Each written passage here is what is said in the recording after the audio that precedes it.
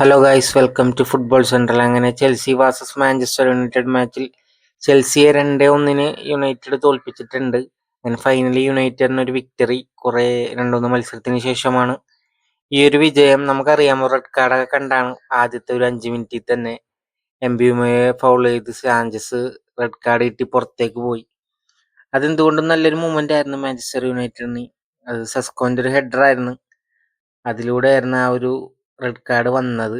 ഒരു സമാധാനമായി തുടങ്ങിയൊരു മാച്ചായിരുന്നു യുണൈറ്റഡിന്. കാരണം അതിനുശേഷം ബ്രൂണോന്റെ ഒരു ഗോൾ വന്നു. സോ സിമ്പിളായിട്ട് ഫസ്റ്റ് ഹാഫ് ഡോമിനേറ്റ് ചെയ്ത് കളിച്ചപ്പോൾ നമ്മൾ വിചാരിച്ചു ജയിക്കുമെന്ന്. പക്ഷേ യുണൈറ്റഡിന്റെ മാച്ചിൽ എപ്പോഴും ഒരു ട്വിസ്റ്റ് ഉണ്ടാവും. ഫസ്റ്റ് ഹാഫ് തീരുന്നേക്കാളും മുമ്പ് തന്നെ ആ ട്വിസ്റ്റ് വന്നു എന്നുള്ളതാണ്. അവരപ്പോൾ പാമറിനെയൊക്കെ ഫസ്റ്റ് ഹാഫിൽ തന്നെ വലിക്കുന്നത് നമ്മൾ കണ്ടാണ്. ഫസ്റ്റ് ഹാഫിൽ തന്നെ യുണൈറ്റഡ് 2-0 ഒരു ലീഡ് കൊടുത്തു. കസമീരോന്റെ ആയിരുന്നു ആ ഒരു രണ്ടാമത്തെ ഗോള്. പുള്ളിയുടെ ഒരു നല്ല പെർഫോമൻസ് ആദ്യത്തെ ഒരു 42 മിനിറ്റിൽ വന്നു. പക്ഷെ പിന്നീട് പുള്ളി തന്നെ ഒരു റെഡ് കാർഡ് വാങ്ങിച്ചു പോയി എന്നുള്ളതാണ്. ഒരു 2-0 ലീഡ് എടുത്തതിന് ശേഷം ഒരു അനാവശ്യ ഫൗളെന്ന് നമുക്ക് പറയാൻ പറ്റില്ല. കാരണം പിന്നെ എന്താ പറയാ, ഒരു ഷുവർ റെഡ് കാർഡും അല്ല. ആള് ഓൾറെഡി ഒരു യെല്ലോ കാർഡിലായിരുന്നു. അതിന്റെ പുറത്താണ് ആ റെഡ് കാർഡ് വീണത്. അത്യാവശ്യം അനാവശ്യമാണെന്നും പറയാം. കാരണം അങ്ങനൊരു റെഡ് കാർഡിന്റെ ആവശ്യം യുണൈറ്റഡിന് ഇല്ലായിരുന്നു. പിന്നെ പറഞ്ഞിട്ട് കാര്യമില്ല, യുണൈറ്റഡ് ആണ്. നിലവിൽ എന്തായാലും അങ്ങനത്തെ ഒരു ഇഷ്യൂ ഉണ്ടാവും നമുക്ക് ഉറപ്പായിരുന്നു. എന്തെങ്കിലും ഒരു ട്വിസ്റ്റ് ഉണ്ടാവുമെന്ന് ഉറപ്പായിരുന്നു. സാന്റോസിനെ ഫൗൾ ചെയ്തതിനാണ് ആ ഒരു റെഡ് കാർഡ് കിട്ടിയത്. ഒരു പക്ഷേ അവർ പെഡ്രോ നെറ്റോനെയും പാമറിനെയൊക്കെ വലിച്ചില്ലായിരുന്നെങ്കിൽ യുണൈറ്റഡിന്റെ കളി ശരിക്കും മാറിയാനെ, സെക്കൻഡ് ഹാഫ് മാറിയാനെ എന്ന് പറയാം. ഇങ്ങനത്തെ ഒരു ട്വിസ്റ്റ് ഒരിക്കലും മരസ്ക പ്രതീക്ഷിച്ച് കാണില്ല. അതാണ് ഡിഫൻസീവില് താരങ്ങളെ പുള്ളി ഇറക്കിയത്. ഫസ്റ്റ് ഹാഫിൽ ഒരു ഇന്റൻസിറ്റി അങ്ങനെയായിരുന്നു യുണൈറ്റഡിന്റെ. ഒരു പക്ഷേ ഇറക്കിയില്ലെങ്കിൽ യുണൈറ്റഡിന് എന്തായാലും പണി കിട്ടിയാനെ. കാരണം നമുക്കറിയാം, പാമറാണെങ്കിലും പെട്രോനെറ്റ് ആണെങ്കിലും ടോപ്പ് പ്ലേയേഴ്സ് തന്നെയാണ്. അത് സെക്കൻഡ് ഹാഫിൽ തന്നെ പൊതുവെ ട്വിറ്ററിൽ എല്ലായിടത്തും പറയുന്നുണ്ടായിരുന്നു യുണൈറ്റഡ് ലക്കിയാണ്. കാരണം അവരുടെ ബെസ്റ്റ് അറ്റാക്കേഴ്സിനെ അവർ ഓൾറെഡി മാറ്റിയിരുന്നു. മരസ്കയുടെ ഒരു എന്താ പറയാ, ഒരു മണ്ടത്തരമല്ല. ആള് ഫസ്റ്റ് ഹാഫിൽ യുണൈറ്റഡിന്റെ ഇന്റൻസിറ്റി കണ്ടപ്പോൾ ജസ്റ്റ് അങ്ങനെ നല്ലൊരു ഗോൾ സ്കോറിങ് മത്സരമാകുമെന്ന് പ്രതീക്ഷിച്ചിട്ടുണ്ടാവും. പിന്നെ ഈ ചങ്ങായി എപ്പോൾ തോറ്റാലും പുള്ളി ഇങ്ങനെ തന്നെയാണ്.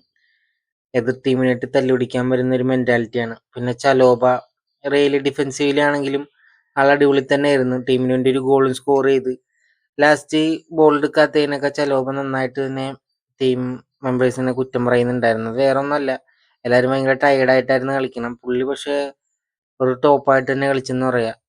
യുണൈറ്റഡിന് എന്തുകൊണ്ടും നല്ല രീതിയിൽ തന്നെ കൊണ്ടുപോകാൻ പറ്റിയൊരു മത്സരമായിരുന്നു. പക്ഷേ ഫസ്റ്റ് ഹാഫ് തീരുന്നേക്കാളും മുമ്പ് അത് ബോട്ടിൽ ചെയ്തു എന്നുള്ളതാണ്. പിന്നെ സെസ്കോ പതിയെ ഒരു ഫെയിലിയർ ആവുമെന്നാണ് എനിക്ക് ഇപ്പൊ തോന്നുന്നത്. ആൾക്ക് ടാലന്റും കാര്യങ്ങളൊക്കെ ഉണ്ട്, പക്ഷേ ഗോളുകൾ വരുന്നില്ല. പിന്നെ ഡിലേറ്റ് ഒരു വാള് തന്നെയാണ് ആളുടെ പെർഫോമൻസ്. 2-3 മത്സരമായിട്ട് നമുക്കറിയാം ആളുടെ പെർഫോമൻസ് അടിപൊളി തന്നെയാണ്. അപ്പൊ യുണൈറ്റഡിന് എന്തുകൊണ്ടും അടുത്തൊരു 5-6 കൊല്ലത്തേക്കുള്ളൊരു CB ഉണ്ട്. നല്ലൊരു മെന്റാലിറ്റിയാണ് ആളുടെ. അതുപോലെ തന്നെ ലീഡർഷിപ്പ് ഉണ്ട്. ബാക്ക് ലൈൻ നല്ല രീതിയിൽ തന്നെ കൺട്രോൾ ചെയ്യുന്നുണ്ട്.